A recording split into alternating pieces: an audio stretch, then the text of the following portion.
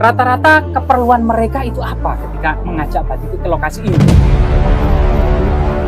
Ingin kaya raya. Seperti itu, kayak gitu. Tidur sama penunggunya sini. Siapa itu? Sosok seperti apa penunggunya sini tuh Mbak Titi? Sini seperti ini. Pemirsa, saat ini kita terus menelisik jejak-jejak peradaban leluhur. Bahkan kemudian ada sebuah situs yang dipercaya oleh masyarakat sebagai gua, tempat melakukan ritual pesugihan dengan mengawini siluman ular. Kali ini kita bersama Mbak Titi ya, yang senantiasa sering mengantarkan tamu menuju ke area ini atau gua yang dipercaya sebagai tempat pesugihan dengan mengawini siluman ular putih, Mbak Titi ya. Iya. Nah, luar biasa Mbak Titi. Gimana perasaan Mbak Titi ketika melihat suasananya seperti ini tuh ya? Terlihat seperti apa Mbak Titi ya? Kalau saya lihat sih apa ya? Kayak menyeramkan gitu ya. Ya, menyeramkan, angker kondisinya ya. Iya. Ya memang banyak masyarakat yang memang tidak berani ke lokasi ini. Bahkan ada yang kesurupan kalau pulang, kemudian mimpi buruk dan lain sebagainya. Diduga di area ini memang ada jejak-jejak peradaban kabuyutan ya. Ada batu-batu besar, diduga menhir, struktur punden berundak, maupun kemudian dolmen dan lain sebagainya. Mari Mbak Titi kita telisik bersama-sama Mbak Titi ya. Hati-hati Mbak Titi. Iya. Awas kecemplung loh Mbak Titi. Iya. Nah ini. Jadi kondisi memang tidak ada jalan ya yang kita bisa mempermudah akses, hanya jalan setapak atau jalan pematang sawah ya Mbak Titi ya. Iya. Nah ini Mbak Titi, nggak tahu ini kok dibiarkan anu ya, apa namanya, kayak kurang terurus gitu ya. Iya. Yang kanan ini ya. Iya. Nah, tanami pisang tapi kurang terurus.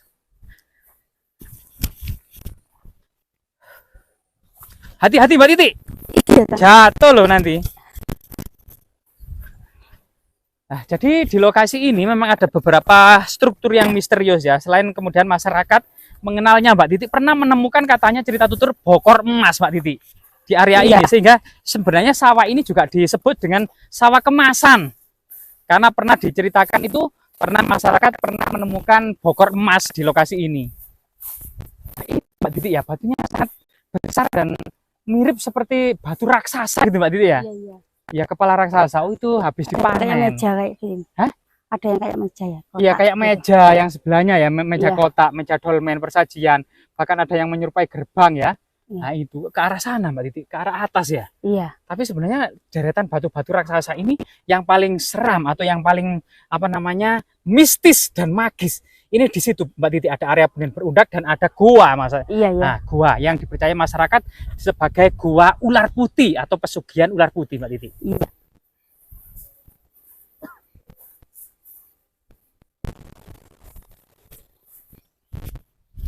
Jubahnya ngeser-ngeser Mbak Titi, nggak Iya. apa-apa lah. Oh iya, dicenceng dah. Biar nggak ngeser ya. Iya, iya, iya, iya. Lewat mana Mbak Titi ini? Jalannya kok hilang Mbak Titi ya? Sini. Oh, iya. kanan ya Mbak Titi. Iya. Nah, ini. Nah, ini banyak sayur pakis ini Mbak Titi. Iya. Sama air melimpah ruah. Kelihatannya ini sumber mata air dari gunung itu Mbak Titi ya. Iya. Tepatnya kita itu berada di Gunung Welirang Mbak Titi. Yang terkenal memang mengeluarkan asap belerang terus-menerus dari masa purba hingga saat ini.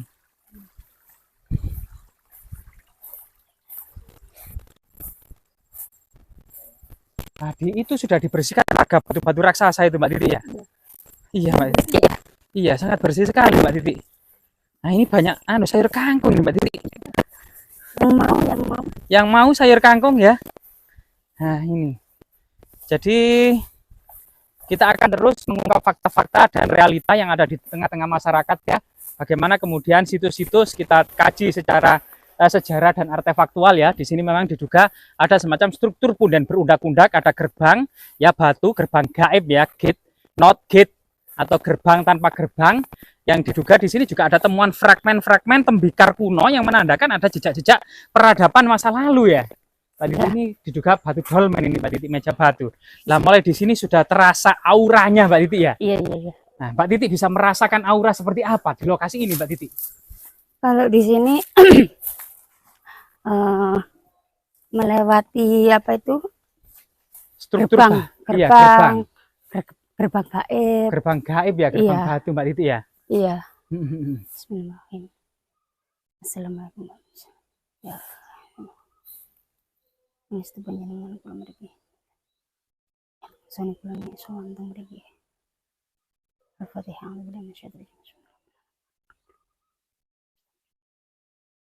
Assalamualaikum. Kita dipersilakan untuk masuk Mbak Titi ya. Monggo. Oh ya.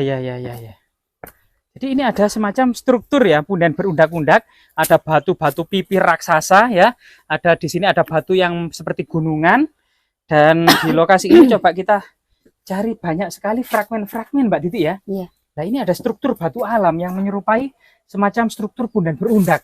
Di sana kelihatannya guanya Mbak Titi ya. Iya. Dan di atas gua itu Mbak Titi seperti batu itu, ada Memang seperti batu. kepalanya ya. Iya. Seperti kepala burung Mbak Titi ya malah. Iya. Dan di belakangnya itu kayak ada istana-istana gaib gitu Mbak Titi ya. Iya. Nah, istana gaib. Nah ini Mbak Titi, di bawah Mbak Titi ada fragmen-fragmen tembikar. Iya. Nah ini banyak sekali terakota atau tembikar kuno ya, termasuk kemudian pecahan gentong-gentong kuno, dan termasuk terakota yang sangat magis dan sangat sakral pada masanya ya ini. Kemungkinan ini bagian dari alat-alat upacara Mbak Titi ya. Iya. Nah, ini. Nah gimana Mbak Titi? Mungkin perlu ritual dulu untuk memasuki area yang paling magis dan sakral nih Mbak Titi ya. Iya, monggo. Oke Mbak Titi. Bismillah.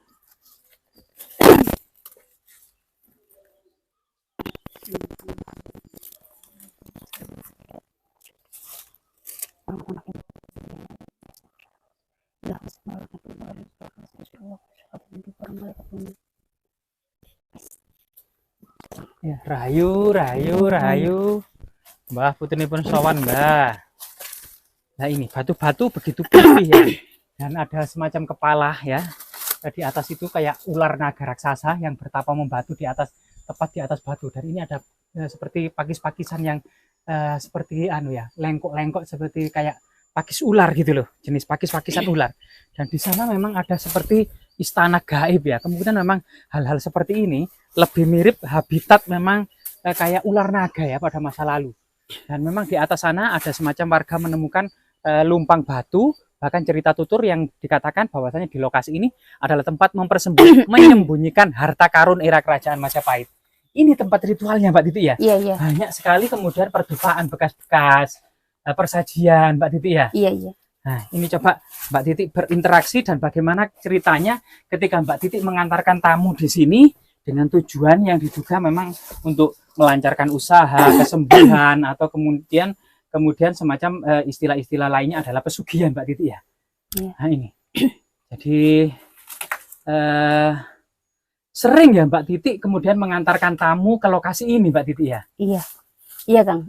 Sering Mbak ya. Iya sering. Dari mana saja itu Mbak Titi tamu-tamu tersebut? Ada yang dari sini, ada yang dari luar Jawa Timur, ada yang dari jauh-jauh juga. Jauh-jauh juga Mbak Iya. Titi ya. Rata-rata keperluan mereka itu apa ketika mengajak Mbak Titi ke lokasi ini? Rata-rata ya pengen kaya. Pingin kaya raya secara instan Mbak Titi ya. Iya. Rata-rata seperti itu Mbak Titi Iya. ya. Nah, di mana kemudian dari Danyang atau kemudian sang penghuni sini ini disyaratkan apa saja? Apakah ada tumbal tertentu atau ritual tertentu Mbak Titi? Ada ritual tertentu. Ritual apa itu Mbak Titi?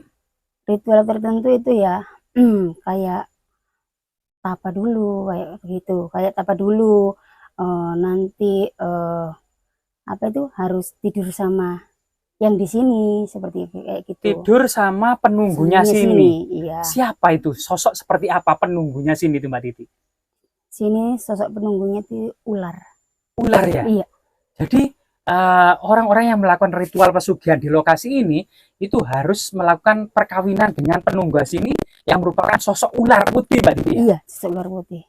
Itu Mbak Titi ya? Iya. Dan itu apa dilakukan itu terus penerus atau satu kali Mbak Titi? Atau mungkin 1 tahun sekali atau beberapa kali atau terus selamanya selama usahanya itu kemudian diperlancarkan atau di mana Mbak Titi?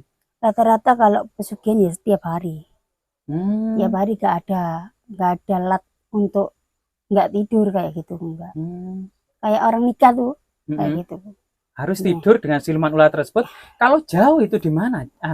Cara kemudian melakukan ritual itu misalnya yang dari Jawa Barat atau dari luar datang, Jawa. masa ya nggak bisa kalau nggak datang tuh. Harus datang ke sini. Iya. Luar biasa Mbak Titi ya. Atau mungkin selain itu Mbak Titi selain kemudian harus kemudian kawin dengan siluman ular, ada nggak kemudian apa namanya tumbal atau syarat-syarat yang diminta dari penunggang sini Mbak Titi? Rata-rata ya iya Bang. Biasanya itu apa yang diminta Mbak Titi? Yang diminta tumbalnya itu rata-rata itu anak keturunannya. Oh, bukan nggak bisa dialihkan dengan Orang seekor lain kambing atau hewan-hewan, nggak bisa Mbak Titi ya? nggak bisa. Harus keturunan Turunannya. anak-anaknya. Iya. Itu diapakan anaknya itu Mbak Titi? Kadang dibikin mati lah Bang. Dibikin gila Anak dulu, kadang kayak gitu. dibikin Dibikin gila. Dibikin kadang gila anaknya langsung itu ya. dibikin gila. Nah, kadang depresi kayak gitu. Ada yang dibuat depresi, Nanti bunuh diri kan nah, ujung-ujungnya bahkan ada gitu. sampai kemudian ke arah kematian, Kematian, gitu iya. ya. Itu salah satu kemudian jika melakukan ritual-ritual gaib ya, atau mencari Iya, pesugihan pesugihan secara secara instan instan. dengan menjalin hubungan dengan makhluk-makhluk gaib Iya. seperti itu Mbak Titi. Kira-kira sudah berapa lama Mbak Titi, atau sudah berapa lama lokasi ini dikenal sebagai tempat pesugihan dengan mengawini siluman ular Mbak Titi? Dari nenek moyang kita sudah ada. Dari nenek dulu. moyang kita dipercaya oleh masyarakat sudah ada hal seperti Iya, itu Mbak Titi. iya, benar. Luar biasa Mbak Titi ya. Mungkin pesan-pesan mungkin bagi kita semua dari Mbak Titi ya. Bagaimana kalau hidup kita, apakah hal seperti ini itu positif atau negatif menurut Mbak Titi itu ya? Kalau menurut saya sih jelek ya Bang ya. Kalau kita resapi hidup di dunia ini hanya sementara. Kalau kita melakukan apa-apa itu harus dipikir dulu secara matang. Soalnya tidak ke kita sendiri, tapi ke anak turun kita kayak gitu. Jadi yang mempunyai apa masalah keuangan yang sangat benar-benar nggak punya apa-apa sama sekali, jangan sekali-sekali apa itu cari pesugihan gitu. Kasihan sama anak-anak turun kita kayak gitu. Carilah yang halal, yang berkah, barokah kayak gitu. Itu awet nanti sampai anak turunan kita kayak gitu. Iya, iya. Selain itu Mbak Titi, saya lihat itu banyak tamu yang datang ke rumah Mbak Titi. Itu selain itu memang mereka itu tujuannya atau untuk diselesaikan permasalahan hidupnya itu ya Mbak Titi. Iya, rata-rata. Mungkin apa saja Mbak Titi itu yang kemudian mereka yang menginginkan solusi dari Mbak Titi? Ada yang di rumah tangga kayak gitu. Rumah tangga kan ada yang crash atau sudah pecah, cekcok, sudah pisah rumah kayak gitu. Pengen satu kayak gitu. Bersatu kembali. Bersatu kembali. Ini baik Mbak Titi ya kalau bisa menyatukan dua mantan suami istri kemudian bisa satu lagi ya, sakinah lagi. Sakinah lagi. Berarti ini sangat positif Mbak Titi ya. Iya. Yang lainnya Mbak Titi apa? Yang lainnya jual. Kayak jualan nggak laku kayak gitu. Nanti aku kasih masukan, nanti setelah masukan nanti aku doain juga kayak gitu. Insya Allah juga bisa.